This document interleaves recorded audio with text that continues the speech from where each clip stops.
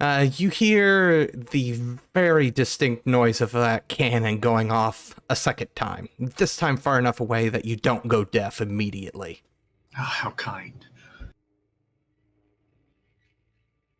What is the situation through the camera on the turret, if it's even still operational? The camera is. You have seen Fire Sage walk into the hallway and unload this cannon, which causes a blinding flash of light. Doesn't fry the camera, but there is a brief moment where you can't see anything but white light. When the light dissipates, you're able to see one of the creatures very clearly. Sage landed a shot. There's smoldering flesh, but that flesh seems to be regrowing before your eyes as this thing kind of obviously turns and faces the person that just shot it.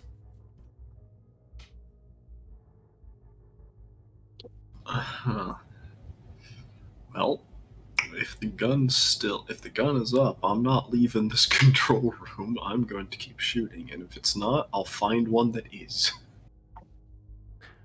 All right, so go ahead and make me an attack roll. Okay. Yeah, Dex firearms, I presume. Yeah. Any, actually, no, my distillation's probably not even up anymore. Because this isn't, I mean, it's kind of the same scene, but it's a completely different session, so... It's the same scene. I'm okay with it. Okay. So then I would say, are there any modifiers for having Ghost in the Shell up? Because normally it's based off Azoth, I'm pretty sure. Or equipment bonus. Equipment bonus? I didn't have the PDF for the one time I don't have the PDF open, I need the PDF. If it's based off of an equipment bonus, this is high-end government material, so 5. Oh, it's not even, it's just a flat +3. Okay, flat +3. Well, not bad. Which is not 5, and maybe I should have said anything, but I'm an honest man. This thing unloads. It's not able to move, so you're not able to really aim it very well. It seems like the damage is extensive enough to stop any sort of movement. So some of the rounds do miss. This thing's not necessarily dead center, but enough hit that the one that was already weakened goes down. This thing has a weapon modifier of 5, so that's 9 lethal damage there.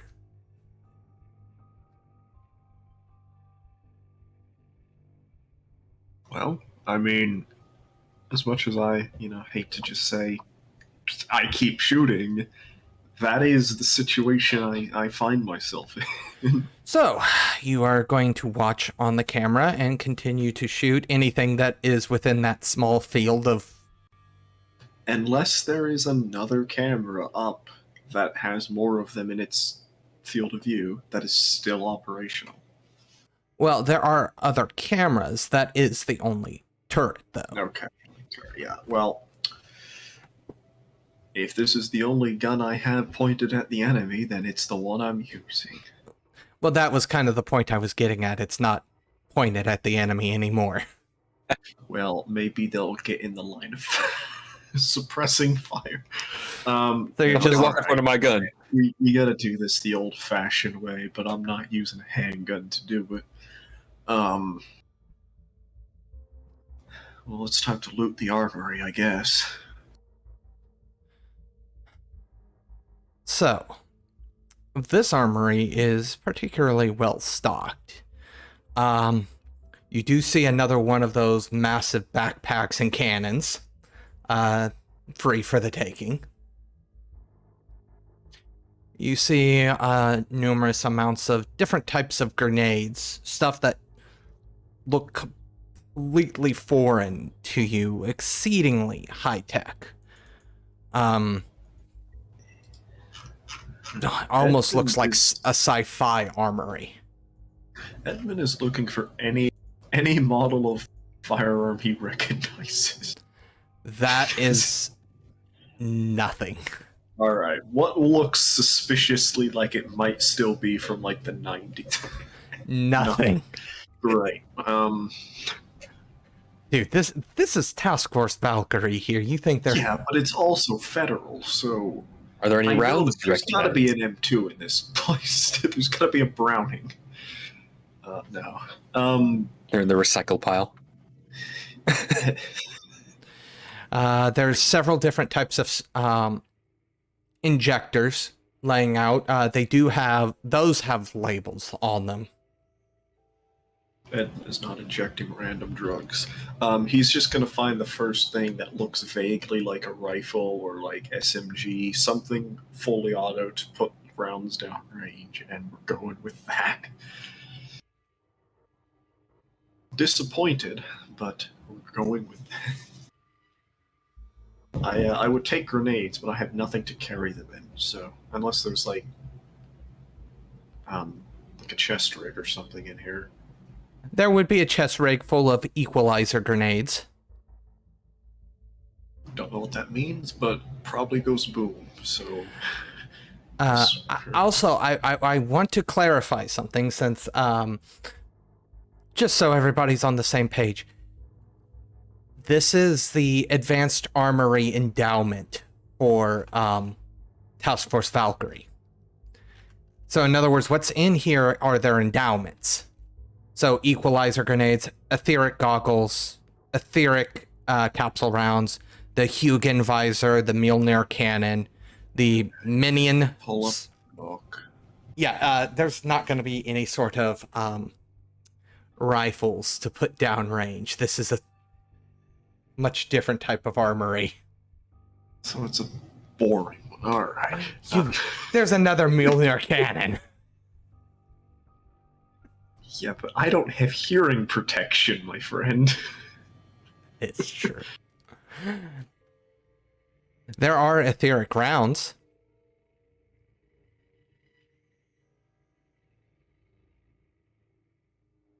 But that's like ghost paint. Yeah.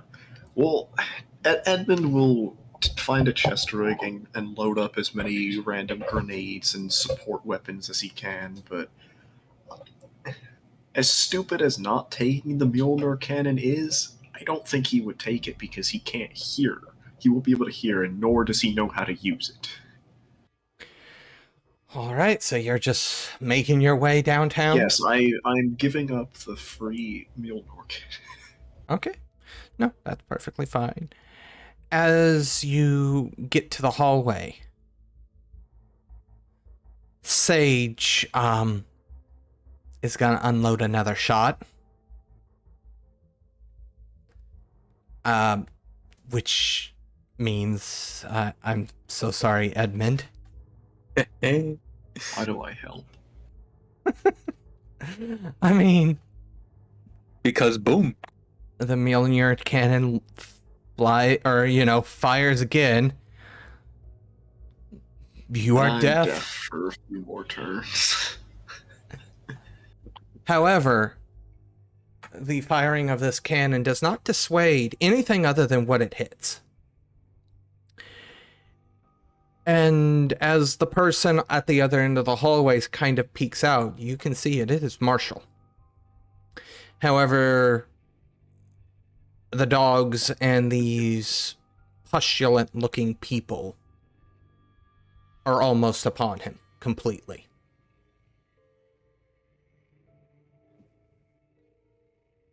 Okay. Well, this hallway is basically just full of enemies, isn't it? Yes, and dead bodies. Mm-hmm. Edmund probably wanted to save these for, if the mummy showed up again, but maybe divine lightning time. Divine lightning? Ooh. Pew. Watch me fail the roll. Pulling out the cigarette. Ooh. All right. How I much? am indiscriminately fiery. How much Pyros are you burning here? Oh, these were prepped with the tens. These were the panic buttons. 10 Pyros. I Okay. told you I put 40 into these distillations I was gonna make. 20 of it was going into these. Wow. So, what's the actual damage on a 10 Pyros Divine Lightning? It was 3 ag, 7 lethal. Plus whatever I roll. So 3 ag, 11 lethal to whoever's unlucky enough to get zapped by it. And how does it determine its targets? It's a single shot. Okay. It's just it's effectively a ranged attack. Well, the Cthulhu dog that you hit literally melts. The heat from the electricity causes its body to melt. It's at this point that one of the Cthulhu dogs breaks around the barrier and you see tentacles jut forward. Just the glint of the proboscis needle underneath the spade-shaped flap at the end of the tentacle. Roll me a perception. Oh, excellent. I die in this underground bunker alone.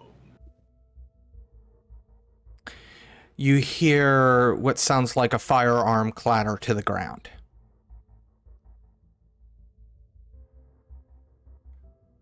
This dog, it was leaping around the corner towards me or towards someone else? Towards Marshall's Okay, area. around his corner that I just saw him peek around. Yes. Aha. There's no corner for you. You're standing dead center of the hallway next to a Mjolnir cannon. Fortunately.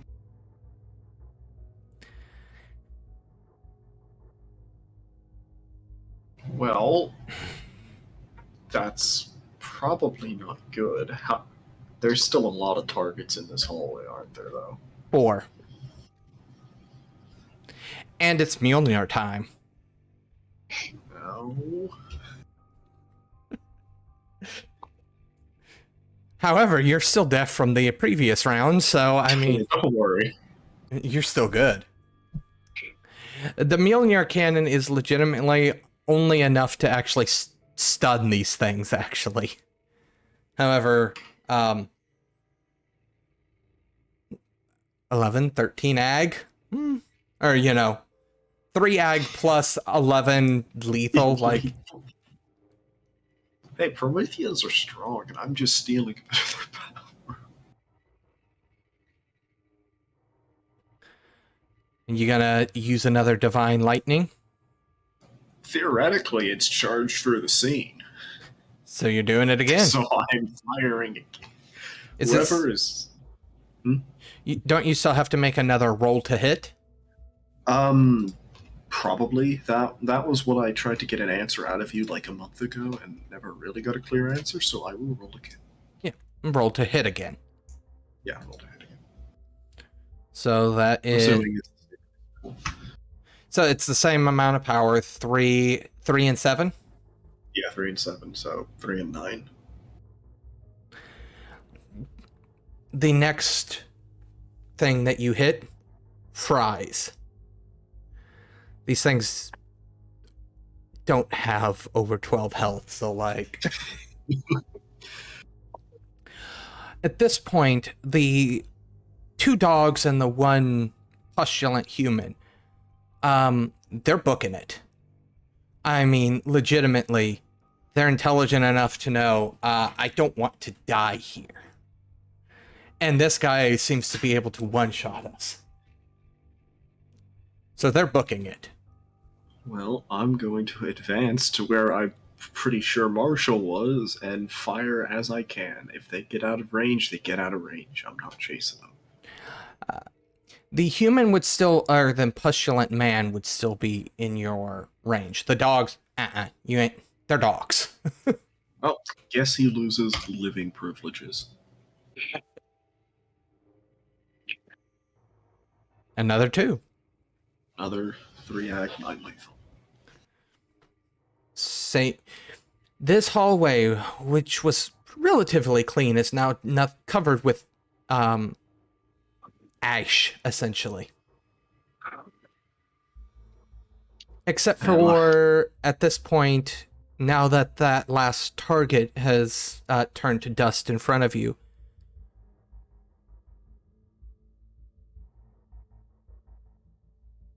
I was still here. I had pants it on. I just Yeah. was closing my door because I realized I left it open. the And I don't trust my roommates to not be stupid. Sorry. the last little bit, not last little bit, bleh, my brain fried there for a second, sorry. The next thing you notice, however, is as you kind of turn to maybe look, you hear a very wet noise underneath foot. It becomes painfully obvious you're standing in a very large pool of blood, with Marshall holding his throat as blood pours through his fingers.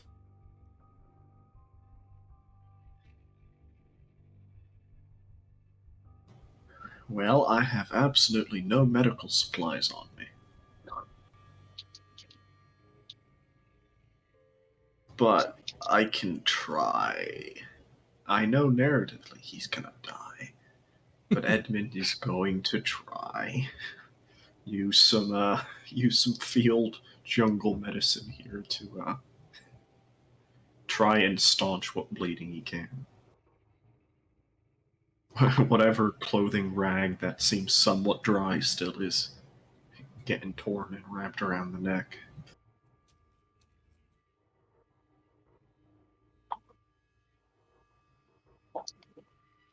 Are you gonna give me a roll? Intelligence medicine, I Yep. assume?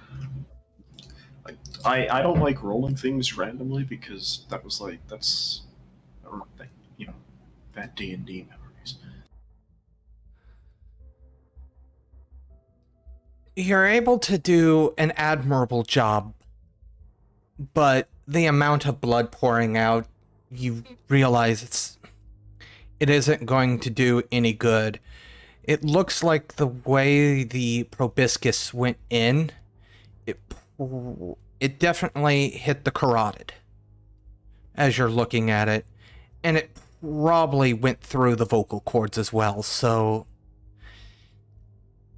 he's going to fade away. Unless you had his skill, essentially.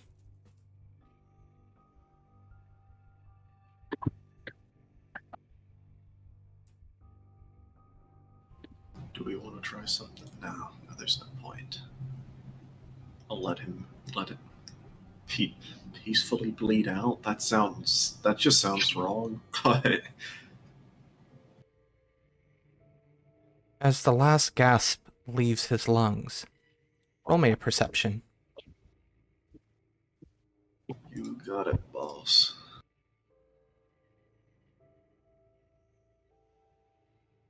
You notice his skin start to turn pale much quicker than you would expect. And we're not talking about the pale when you start losing too much blood. The kind of more sickly pale. Sort of. Taking a few steps back. He hasn't moved or anything. If you want to roll, this would be intelligence occult.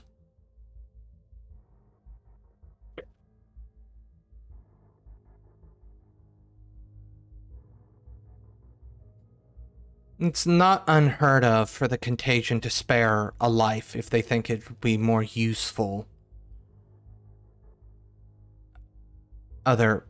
for other purposes. That's essentially what those individuals were. They're not zombies, they are alive, but they're kept alive only by the contagion itself.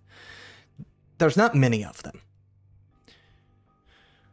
Probably, you've maybe, outside of today, you've maybe seen 2 or 3 since the lockdowns, etc., were initiated. So, not horribly uncommon. Not uncommon, but not acceptable. Yeah. Marshall wouldn't want this. I fire. He turns to Ash. And hope that that is enough.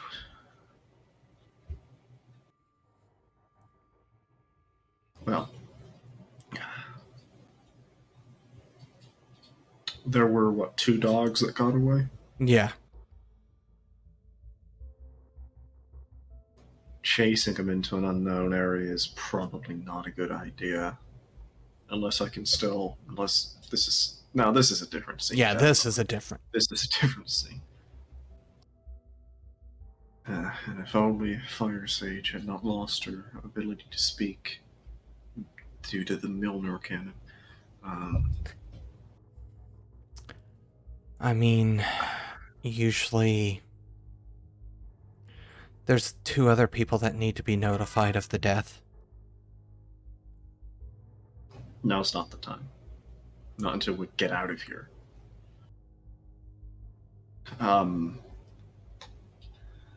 Edmond is gonna start making his way out, but for the sake of having resources, he is going to stop at the armory and grab whatever he can in case anybody else can make use of it. Okay. But whatever he can carry and get out of here. Are you gonna... Does that include the second cannon? Yeah, we can strap it onto the plane. All right. So essentially what you're getting is you're getting one of every major item. You're getting 5 magazines of the etheric capsule rounds, a total of 10 equalizer grenades, a second millionaire cannon, and then 10 doses of the Munin serum.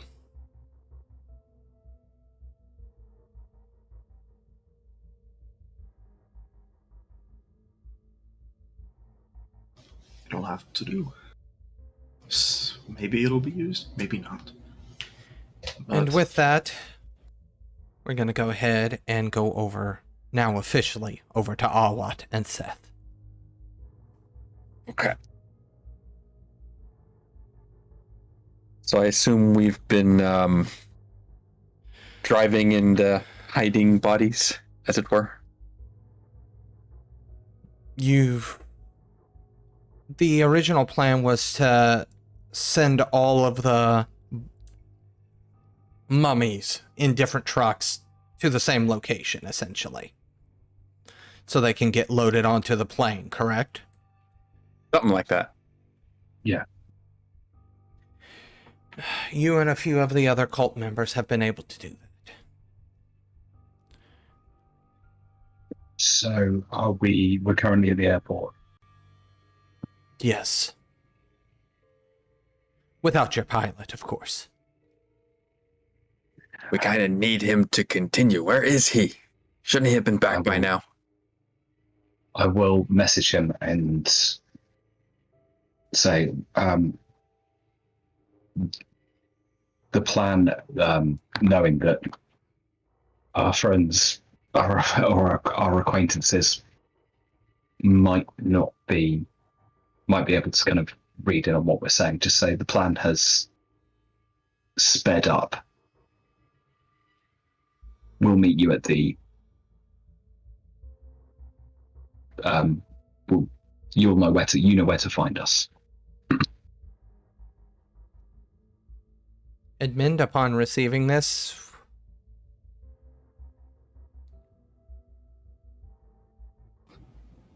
I mean, I know where to go. The plan. I mean, yeah, no. Edmond, it wouldn't take a genius to put two and two together, and, they wanted to go already. So they're probably waiting there. Off to the airport with my heavy cannon and limp leg. We are going to fast forward because it's going to take Edmond a considerable amount of time to make it from the Pentagon to Ronald Reagan Airport. Get the car. Do we really want Edmond driving? Gonna be flying. And that's a whole nother set of issues now, isn't it? Can we get 3 out of 3 dramatic failures on flying? Actually, the Pentagon's not that far from the airport. With a bum leg and a very heavy cannon on your back. Well, yeah. I mean, I thought it's like I gotta cross a city. No, I just gotta go a couple blocks down the road. Roughly about 3 to 4 hours later. Edmond finally comes into view. It is late evening at this point. The sun has already set at this point. You see both Edmond and Sage strapped with these ginormous backpacks, and Edmond's kind of probably lugging his. Fire Sage has hers tossed over her shoulder, kind of just marching. It looks like this gigantic Tesla coil thing attached to a backpack.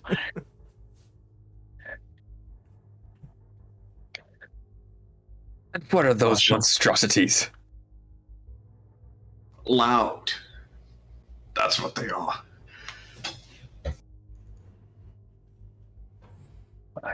Right, so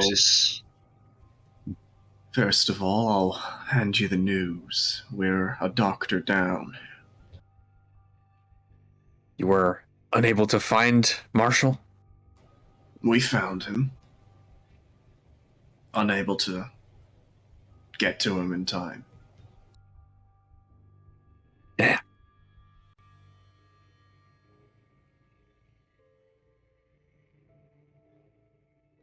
There's a most interesting thing underneath the Pentagon. Individuals animated by the plague or something would simply hiding under there. These massive dogs with tentacles. I don't know what was under there. I don't know what the feds were doing. But it's been sitting under our noses the entire time.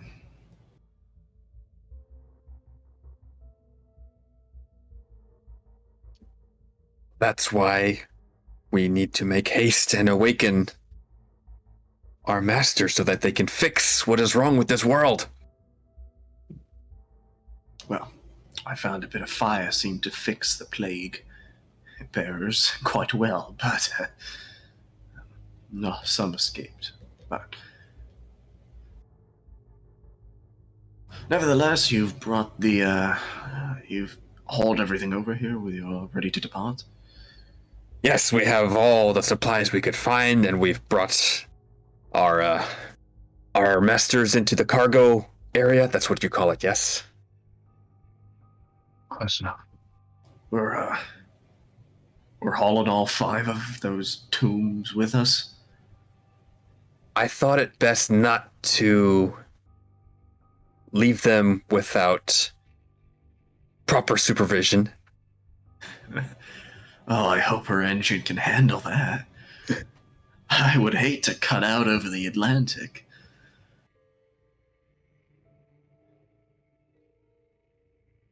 Surely a beast of this size can handle it. Yeah, of course. It's not that those sarcophagi or whatever those coffins were made of solid stone or anything. Yeah. We'll see what happens. No turning back now. This is the fun part. Just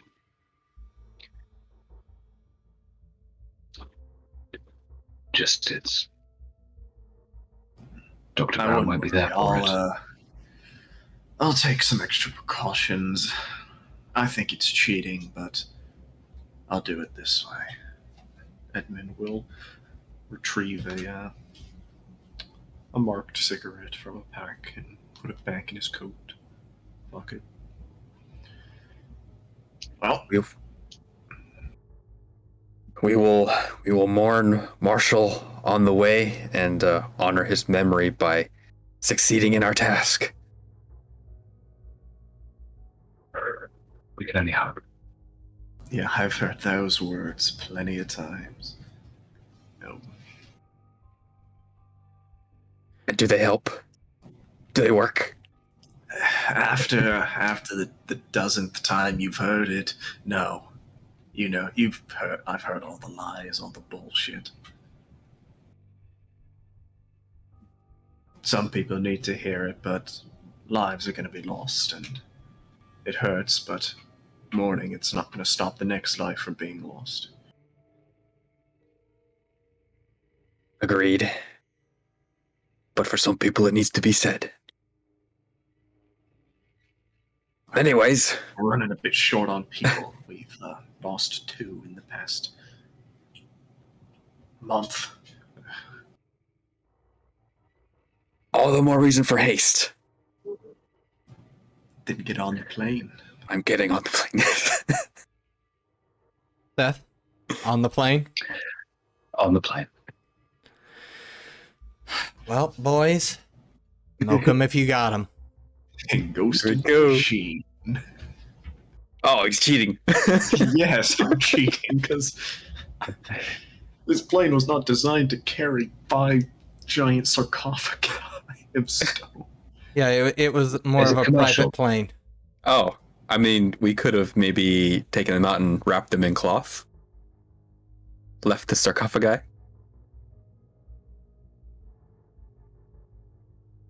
Ghost in the machine. Go, yeah, Well, do your thing. oh, this can't go wrong. Are you ready for dramatic failure 3? Yeah. Or Ghost in the Machine? All right. So that means your pilot check is at a +3 without willpower. Yeah. Are you going to spend willpower? I have 1 willpower left. I will spend my willpower. Dex drive. Let's go. Specialty. Alright, so, yeah, it's +2 for my specialty because of area of expertise. Plus modifier of 8. Come on. Wow. Exceptional success. The bird gets up into the air. And it is a smooth flight. Edmond will celebrate this by heading back into the passenger area and having a drink. Hey, Because he doesn't need to be at the console to fly it. what are you doing? Don't worry, these things, Take a these drink. things can It's fly going to be a themselves. long night. It's a transatlantic flight. Well, it was that Awas and I were going to drink to our successes. Seems only right that we should drink to a fallen friend. And I was gifted this when the college was still running. I thought I'd save it for a special occasion. Ararat brandy. It was apparently the personal favourite of Winston Churchill. Would you care for a glass? He was an interesting man. A good man apart from some other policies. Never met him myself. I wasn't stationed in the home isles. I believe the Prime Minister that that was needed during a war. I don't think he was much more highly regarded during peacetime, but certainly in the era he lived in. And he certainly had a taste for the finer things. And I will pour out 3 glasses.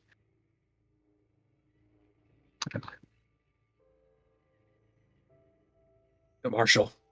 To Dr. Brown.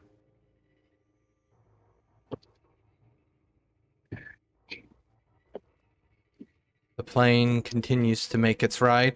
Obviously, nothing's gonna happen this flight. Nothing legitimately can happen with a frickin' 8 successes. Plane is immortal. So, I'll leave it up to you guys.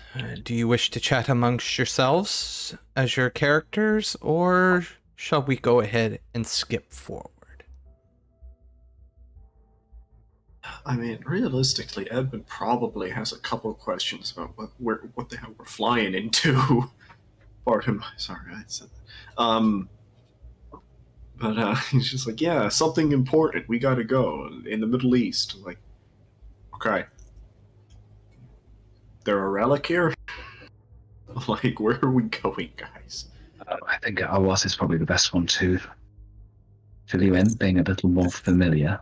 This is a little more than just a relic. This is... Seth's associates have found the actual city of Irem, my homeland. It was lost to the sands ages ago. Not even I could remember where it was. That memory seems to have been scrubbed from my mind until he showed me pictures of it. You guys didn't have, like, writing, maps? You couldn't... They didn't exist back then? The sands erode many things. Right, and a piece of paper in a hole. A piece of paper in a box in the sands isn't going to erode that well. Yes, well, how many cities have been lost to the ages? No, but nobody really thinks that their great city will be lost, so they don't take the time to leave a map in a bottle under the sand. Not many, honestly, when you think about it. Most influential cities live on to, well, not to this day, but did. Rome still But they've stands. changed. Istanbul still stands. Beijing stands. But hugely changed. Probably unrecognizable to the... But their memory denizens lives of... on, their location. Of course. But a city abandoned, forgotten. Abandoned and This forgotten is the... makes me wonder if there's anything worth finding there. It was scrubbed from history, I believe, with a purpose. Otherwise, why would I not remember it? Who doesn't remember their homeland?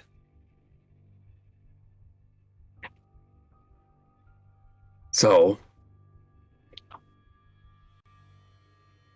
yes, I think it was intentional, and now that the times as they are, desperate times, desperate measures, the judges themselves have seen fit to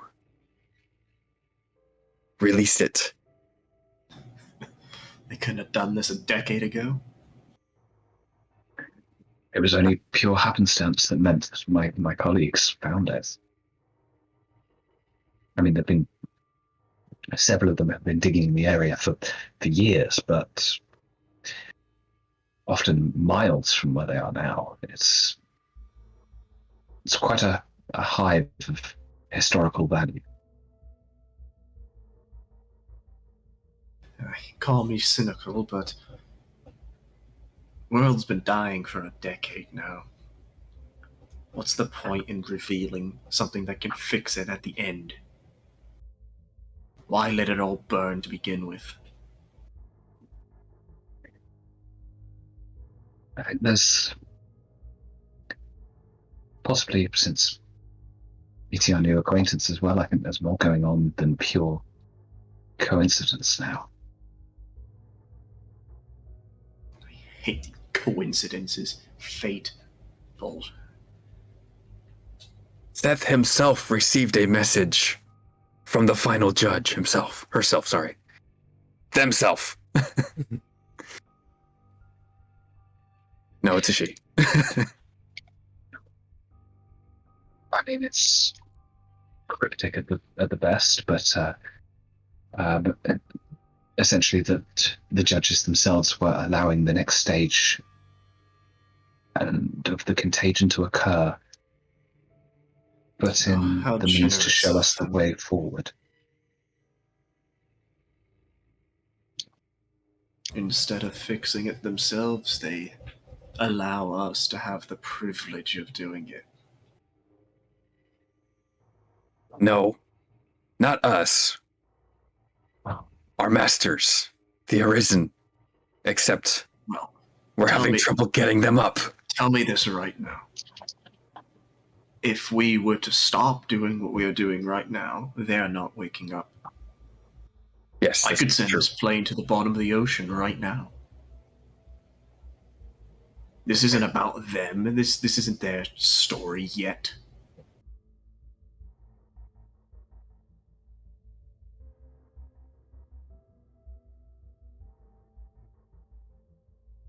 But it could be.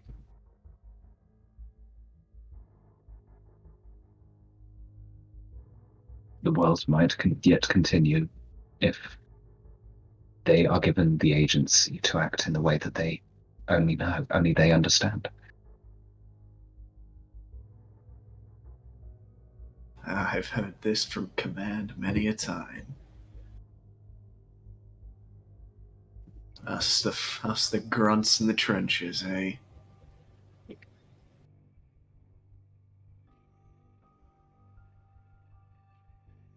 The flight. Not us, then who? The flight continues on.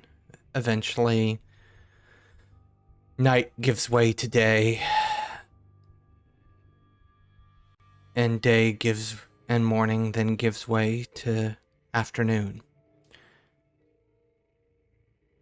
It's what, I believe a 14-hour flight or something? Probably. It's something ridiculous, yeah. in a plane not weighed down. We're looking at probably a non-stop flight. We're looking at about 12 hours. Which this is obviously a non-stop flight unless you're stopping over in some other city. Which realistically could make some sense if you want to grab gas or something. Well, let me put it this way. I'll ask, do we have the gas to get back? You will not have the gas to get back. No. Okay, let's say we go straight there. How far will we have the gas to get somewhere else? You're gonna have to find a place where you can actually land. The closest one that you're gonna find to your destination is most likely in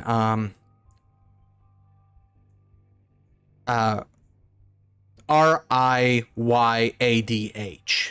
That's gonna be the closest airport that you're probably gonna get to the location. Is that like a That's big a city. town, big city? Okay, Big city, it's yeah. actually a city. So So- we might actually get some gas there. Yeah, big city means, big airport. But yeah, Not a so not a dirt path. I guess the logistical question is, would we theoretically have enough gas to make it, check a couple airports around the Middle East?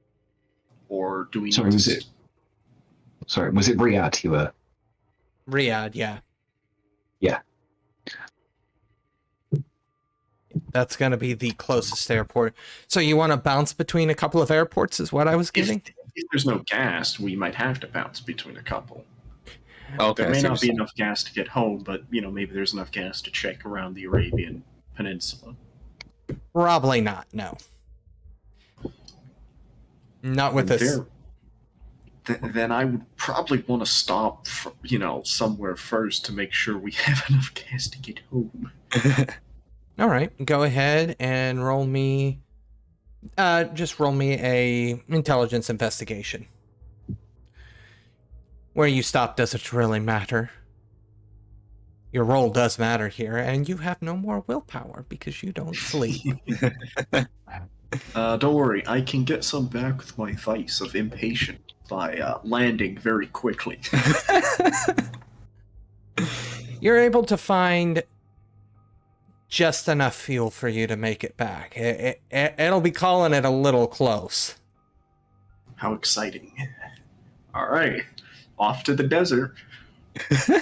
While Edmond's looking around, I will say to our lot, I don't know how much of a fruitless endeavor this is. I can't help but feel this is a one-way journey.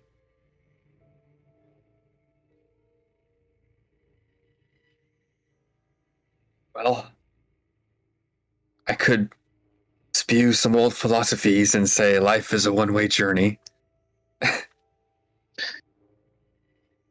But you don't really want to hear that, I'm sure.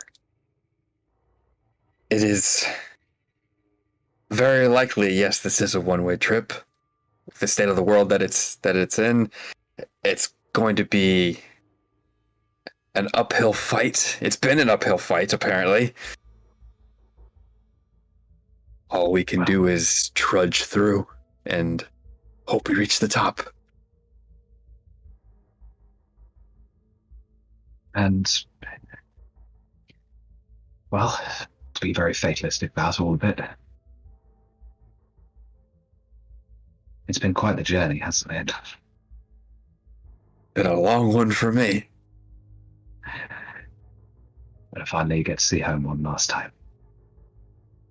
Hopefully not the last, but if it is one last, then I would be happy for it.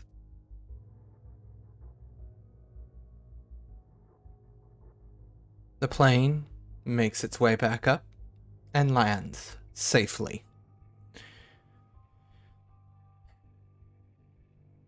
It takes a while.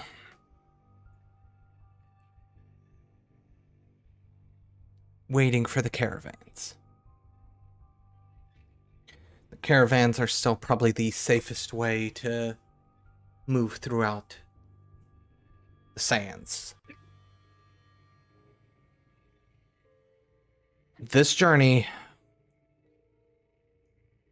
takes a week. On the back of a camel.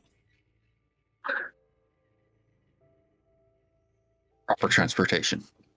Oh, we could land a little closer. That is literally one of the closest airports to this location, yeah. This Airport? Land in the dirt. The dunes can be pretty flat in some places. Not when you call them dunes. legitimately, this is in a segment of Saudi Arabia called the Empty Quarter. That sounds like a Fallout cartoon.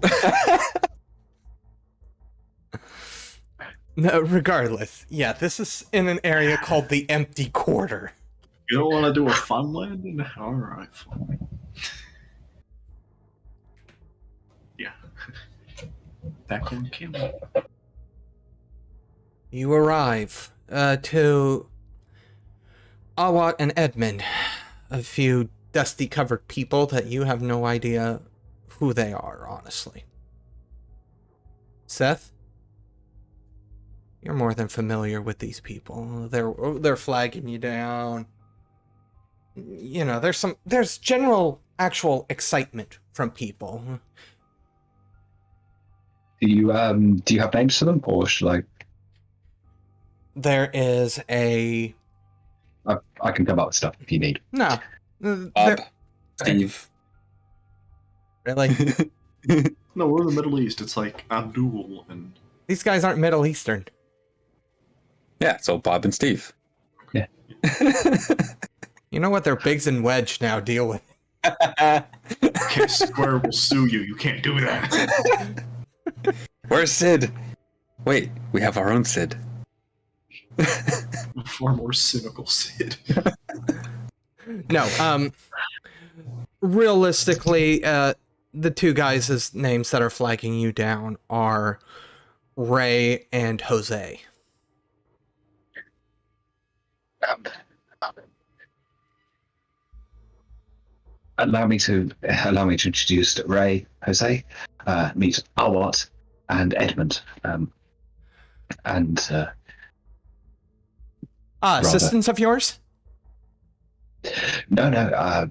I actually managed to track down Awat as something of a expert on the region, and well, if it wasn't for Edmond, I wouldn't be here seeing some very, very welcome old faces. They kind of look over. What about the silent one? The girl on the camel. Don't ask. I feel like I already did. Well, you know the way that the world's gone. I think you've made the right choice coming out when literally no one else is. Anyway, somebody we found and, well, a little bit lost along the way. It seemed morally wrong to leave them out there and fending for themselves, but a little strange to say the very least. All right. Well, it's good to have both or all of you guys here. We would, bust out the fine brandy, but unfortunately all of that's been drank already. And we don't really have much in the way of hospitality out here. So I guess a good old hearty handshake's the best we can offer. And they go around and do personal introductions. It was I'll sort of say it was Ray was an absolute, just had such a memory for dates, like absolute. I don't know how he does it to this day, just is able to recall any civilization at any kind of significant point in history. He'd know when it happened. Absolutely unbelievable. And Jose has just got the mind of a absolutely brilliant. 150 years ago, he would have discovered a new land. He just has that inkling and knows where to go. Too kind. You're too kind, Seth. Honestly, if it wasn't for all the workers, and they kind of make a gesture over to, it's an active dig site, so there are people coming and going, but you can definitely tell these two are the heads of the operation. Everybody else is completely covered in soot. Well, these guys are not soot, sand, but these guys, their clothes are at least somewhat clean. Obviously, as clean as you can get things when you're having to wash them in cantina water on occasion.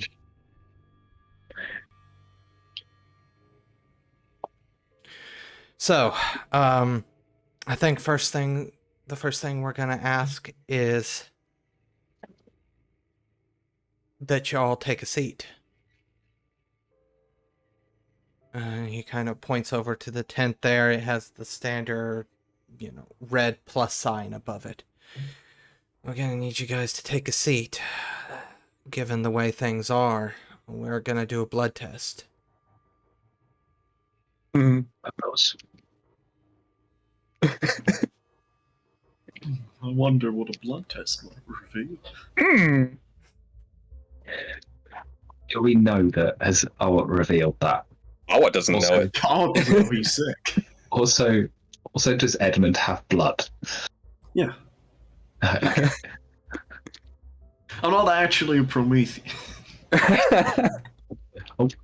Now the question is, does Sage? I don't know that question. I don't know that answer.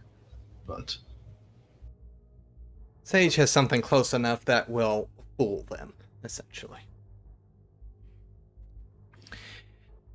So, You guys are led to a tent. Blood is drawn. And hours go by.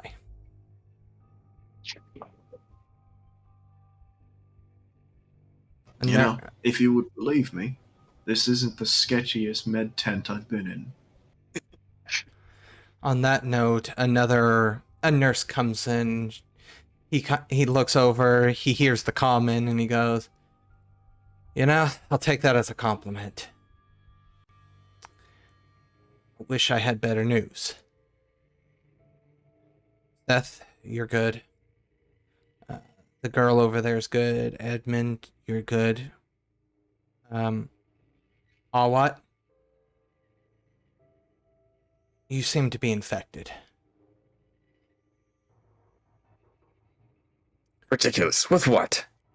I've never been sick in my life. We found trace samples of the virus variant of the contagion, or the world plague is what they're calling it. Which just is such a stupid name. There's not a true name for it. People call it the world plague. It has no scientific name. Okay. Right now, you're not showing any symptoms. That's clear. Which is good. It means that, to the best of our knowledge, you're not contagious.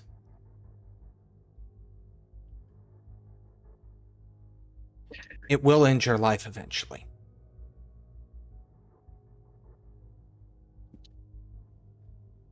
It's bound to happen at some point, I guess. And at your advanced age, we would expect it to take an accelerated path.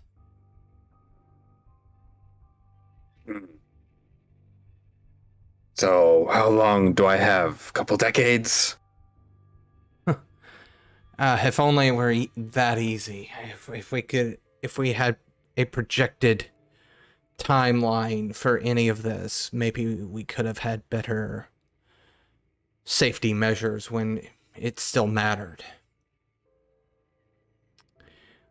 However, we don't. Nothing accurate, at least. You have just finished listening to this week's episode of Mummy the Curse 2nd Edition Final Hours, part of the Domain Gaming's Contagion Anthology, written and told by Wyverian. A special thanks to you, the listener. And if you wish to continue supporting us, subscribe, like, and share. As always, comments are welcome. Until the next chapter, don't stop asking yourself, in the fading memories of this dying world, can we discover a way to survive?